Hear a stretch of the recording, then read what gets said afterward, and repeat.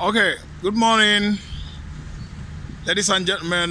This is Extreme TV News on the Street. With me here is a global analyst. He's also a media consultant. He worked with various media houses. For instance, This Day Magazine, Encomium, and so on and so forth. Our team today is going to be on Biafra. We had an information over the week, the beginning of the week, that Nnamdi Kanu is not in a good health status now, and his legal team, Ejimako, Ejiofor, and the rest of them have at least come up with an allegation anyway that the DSS operatives could not allow Nnamdi Kanu's medical team to have access with him for medication. So, Mr. Chinedu, how do you see this allegation? Even before now, I think the court has tried to put that in proper check by making a pronouncement on the DSS chairman to be very careful, or he risks going to jail. That was Binta Yako making that kind of statement the time that the matter was brought before the court, by the Nnamdi Kanu-led personal counsel, Aloy Ejimako, coming out again to say that the DSS is still making it very difficult for Nnamdi Kanu to have a change of dress, clothes, and to have access to his personal doctor, after the DSS doctor have confirmed that he has a low BP. And of course, before now, it was being reported in all over the world that Nnamdi Kanu has congestive cancer as a result of continuous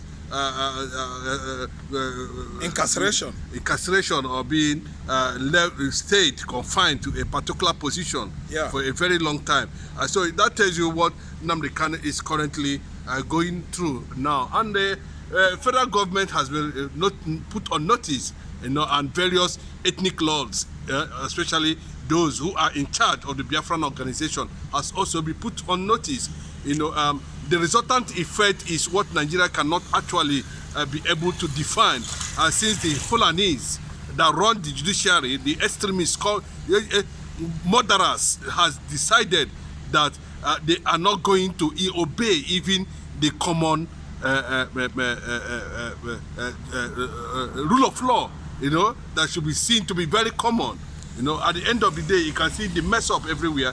The judiciary has continued to play a very dangerous game in that regard, and therefore making the judiciary to look really criminalized the way it is. There's no doubt about it. You can't rule that out, of course, that some people are behind the scene controlling the judiciary, and that's what we have been witnessing. That's what we have been seeing, right from the time when P2P won that election. And you can see the manipulation here and there, by judiciary. And that is the reason why Nnamdi Kanu has always been made to understand that at this point, the entire whole world and Africa is with him. You can see the Gen Z youth of Africa are making it very clearly now as one of their demands, to stabilize and transform the African reintegration politically, that Mazen Nnamdi Kanu must be released. It's one of the conditions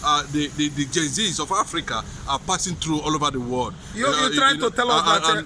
you're trying to tell us that Mazen Nnamdi Kanu is one of the eminent personality in terms of leader we have in Africa now, someone that will bring Africa to the limelight and set Africa free from neo-colonialism of the French and the British. Is that what you're trying to tell us? Yes, the understanding is already there, the perception is there, the knowledge is there, the African youth seems to be spreading that understanding. It's not coming from me.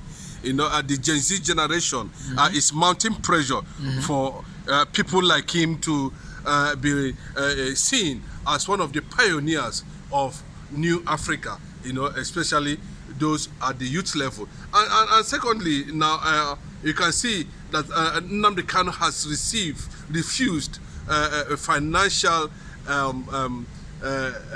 pacification from agencies that are bent of monetizing the concept of Biafra, from spreading in the world, in Africa. But you can see the wave, is bouncing back now, and we are here in Nigeria trying to look at that. So the consequences of keeping Nnamdi Kanu behind the DSS custody without proper medical attention, is going to come and bring about a mass revolution that Nigeria themselves could not be able to curtail. Unfortunately, Nigeria doesn't know that Nnamdi Kanu has already dismantled anything that is called Nigeria. What Nigeria is seeing today is just a leftover of the dead entity called Nigeria, courtesy of Mazi Nnamdi Kanu. The whole world is watching. The Igbos are watching. The Biafrans are watching too. Our ties with other countries, the international community, are also observing. Given the recent statement credited to by a U.S.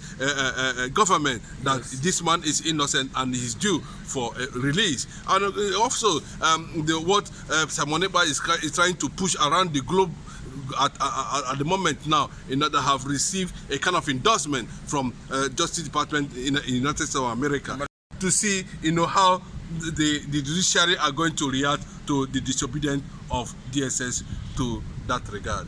Okay, that's good, and it means that the Biafra agitation, the notice or the